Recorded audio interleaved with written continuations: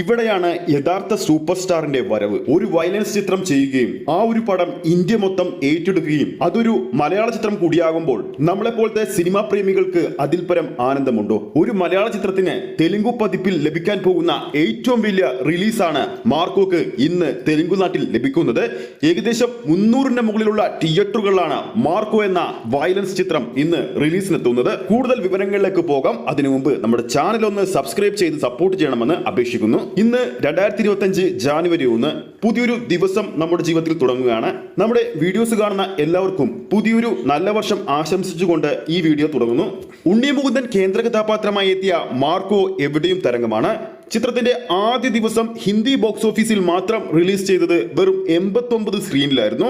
അത് 7-ാം ദിവസം എത്തിയപ്പോൾ 149-ഉം 8-ാം ദിവസം എത്തിയപ്പോൾ 200-ന് മുകളിലും 9-ാം ദിവസം എത്തിയപ്പോൾ 300-ന് മുകളിലും 10-ാം ദിവസം എത്തിയപ്പോൾ 350-ന് മുകളിലും 12-ാം ദിവസം എത്തിയപ്പോൾ 450-ന് മുകളിലുമുള്ള സ്ക്രീനുകളിലാണ് ചിത്രത്തിന്റെ ഹിന്ദി പതിപ്പ് പ്രദർശനം തുടരുന്നത്.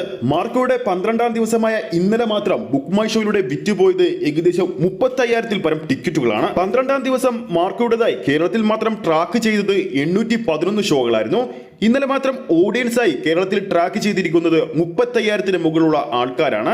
മാർക്കോയുടെ 12-ാം ദിവസം കേരള ബോക്സ് ഓഫീസിൽ മാത്രമായിട്ട് നേടാൻ പോകുന്നത് ഏകദേശം 1 കോടി റേഞ്ചിൽ അല്ലെങ്കിൽ 90 ലക്ഷം ആ ഒരു റേഞ്ചിലുള്ള ഒരു കളക്ഷൻ. ചിത്രത്തിന്റെ വിജയകരമായ 13-ാം ദിവസമായ ഇന്ന് ചിത്രം തെലുങ്കു പതിപ്പ് കൂടി റിലീസ് ആവുന്നത് കൊണ്ട് തന്നെ ചിത്രത്തിന്റെ കളക്ഷൻ വേറെ ലെവലാകുമെന്ന് ഉറപ്പാണ്. ഒരുപാട് സിനിമാ പ്രേക്ഷകരാണ് ചിത്രത്തിന്റെ ഒഫീഷ്യൽ കളക്ഷൻ അപ്ഡേറ്റിന് വേണ്ടി കാത്തിരിക്കുന്നത്.